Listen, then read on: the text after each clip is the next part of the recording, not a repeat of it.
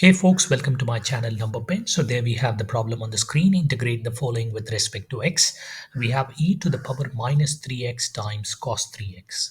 So what we've been given is dy by dx and we've been asked to find y. My y is nothing but integral of the given expression. So let's write down what is our y. That's my y. Now if you take a look at my previous videos, I would have solved for integral of e to the power ax cos bx dx, right? And if you haven't taken a look at it, I'll put a link to that particular video in the description. And the way to solve this is apply integral by parts successively. Now, we're not going to apply integral by parts in this particular problem because we're going to directly use the formula what we derived out of solving for integral of e to the power ax cos bx dx. And some of the books will insist on you to remember that particular formula. And in case you are not in a position to remember the formula, I would recommend you to apply integral by parts.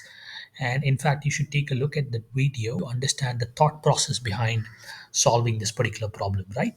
So right now, what I'm going to do is just write down the formula what we have for integral of e to the power ax cos bx dx. So that's the formula what we have, integral of e to the power ax cos bx dx equals e to the power ax times a cos bx plus b sine bx, the whole divided by b square plus a square plus your constant c.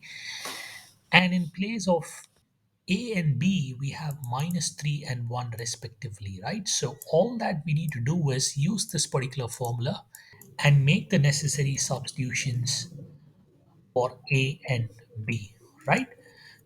I have my LHS to be equal to e to the power minus 3x times cos bx dx, right? And my RHS, what I'm going to do is I'm going to copy paste the formula and then make the necessary substitution in place of A and B, right?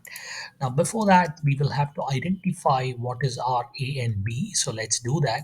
So my A and B identification is quite simple. My A equals minus 3 and my B equals a plus 1, right? I hope you folks are with me. I'm just drawing a parallel to e to the power ax cos bx with e to the power minus 3x cos x, right? So all that I'm going to do now is wherever I have a, I'm going to replace it with a minus 3 in the numerator, and wherever we have a b in the numerator, replace it with a 1, right? So I get a minus 3 cos x plus sine x times e to the power minus 3x in the numerator.